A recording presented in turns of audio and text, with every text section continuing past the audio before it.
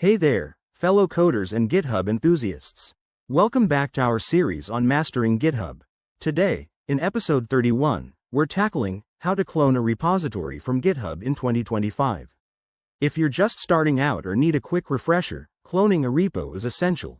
It's like grabbing a copy of a project to work on it locally on your computer.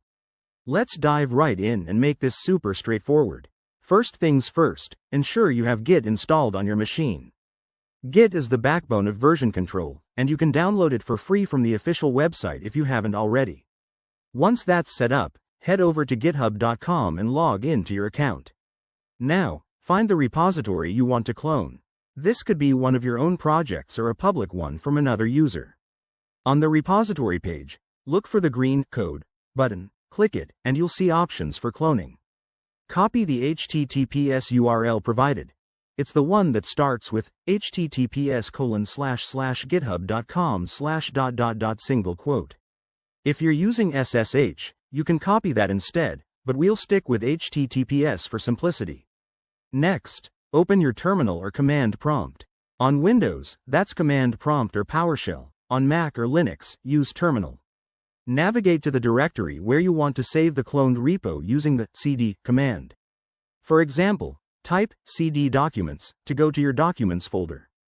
Once you're in the right spot, it's time for the magic command. Type git clone, followed by the URL you copied. Hit enter, and Git will download the entire repository to your local machine. You might be prompted to enter your GitHub username and password or use a personal access token for authentication, especially if the repo is private. After it's done, check your folder. You should see all the files from the repository right there. To verify everything worked, you can run git status in the new folder to see the current state. Cloning is a foundational skill for collaborating on projects, so practice this with a few repos to get comfortable. If you run into issues, like errors about permissions, double-check your URL or your Git installation. Thanks for watching. Hit that like button if this helped, and subscribe for more GitHub tips. See you in the next video.